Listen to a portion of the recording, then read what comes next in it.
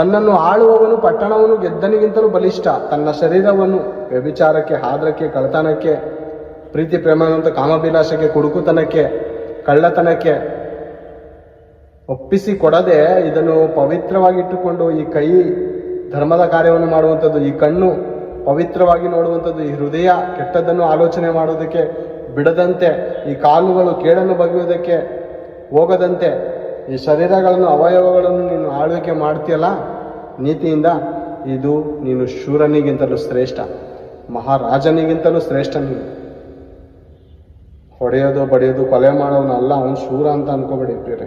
ಅವನು weak person. Hospital ಕರ್ಕೋಗಿ tablets ಕೊಟ್ಟು ಅವ್ರಿಗೆ ಅಡ್ಮಿಟ್ ಮಾಡಬೇಕಾಗುತ್ತೆ. ಅವ್ರು ಶೂರ ಅಂತ ಯಾವತ್ತೂ ಅನ್ಕೊಳಕ್ ಹೋಗ್ಬೇಡಿ.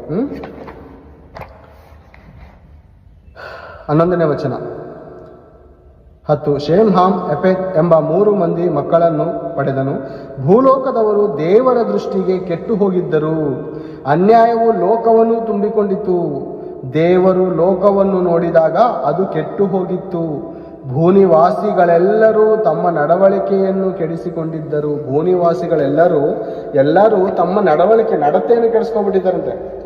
ಅಂದ್ರೆ ಈ ಲೋಕದಲ್ಲಿ ಯಾವ ರೀತಿ ಜೀವಿಸ್ತಾ ಇದ್ದಾರೆ ಅಂದ್ರೆ ಪ್ರಿಯರೇ, ಫಿಲಮ್ ಹೀರೋ 4 ಜನಕ್ಕೆ ರಿಯಲ್ ಆಗಿ ಮರ್ಡರ್ ಮಾಡಿರ್ಬೇಕು, ಅವನ್ನ ಕಂಡ್ರೆ ತುಂಬಾ ಇಷ್ಟಪಡ್ತಾರೆ. ಒಂದು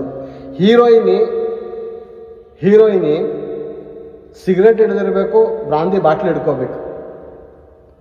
ಇವಳು ಕಂಡ್ರೆ ತುಂಬಾ ಅಭಿಮಾನಿ, ತುಂಬಾ ಪ್ರಾಣ ಪ್ರಿಯರೇ. ಅಂಥವ್ರು ಕಂಡ್ರೆ ಅಭಿಮಾನಿಗಳು ಸತ್ತೋಗ್ತಾರೆ. ಅಂಥವ್ರಿಗೆ ಏನಾದ್ರು ಜೀವಕ್ಕೆ ಅಪಾಯ ಆದರೆ ಅಥವಾ ಅವ್ರ ಮೇಲೆ ಯಾರಾದರೂ ಹೇಳಿದ್ರೆ ಸತ್ತೋಗ್ತಾರೆ, ಪ್ರಾಣ ಬಿಟ್ಬಿಡ್ತಾರೆ. ಇವನಿಗೋಸ್ಕರ ಪ್ರಾಣ ಬಿಡ್ತಾರೆ. ನಿಜವಾದ ಜೀವನದಲ್ಲಿ ಹೀರೋ ಆಗಿರೋನಿಗೋಸ್ಕರ ಏನೂ ಇಲ್ಲ ಪ್ರಿಯರೇ. ನಿಜವಾದ ಜೀವನದಲ್ಲಿ ಭಯದಿಂದ, ಭಕ್ತಿಯಿಂದ ನೋಡಿ, ದೀರ್ಘ ಶಾಂತನಾಗಿಯೂ ತನ್ನನ್ನು ಆಳ್ವಿಕೆ ಮಾಡಿಕೊಂಡು ಪವಿತ್ರವಾಗಿ ಜೀವಿಸುವ ಜೀವಿತದಲ್ಲಿ ಯಾರೂ ಒಳ್ಳೆದ ಆಲೋಚನೆ ಮಾಡಲ್ಲ. ಭಯಂಕರವಾದ ಕ್ರೂರಿಗಳಾಗಿರ್ತಾರೆ. ಅವನನ್ನು ಕುರಿತು ಅಭಿಮಾನಿಗಳು ಹೆಚ್ಚಾಗಿರ್ತಾರೆ. ಅರ್ಥ ಮಾಡ್ಕೊಳ್ಳಿ ಎಂಥ ಪರಿಸ್ಥಿತಿಲಿದ್ದಾರೆ ಪ್ರಪಂಚ ಅಂತ. ಇಂಥ ಜನಾಂಗದವರು ಎಂಥ ಪರಿಸ್ಥಿತಿಲಿದ್ದಾರೆ ಪ್ರೇರಿಯವರು. ಏನು ಆಲೋಚನೆ ಹೇಳಿ ಇವ್ರದ್ದು?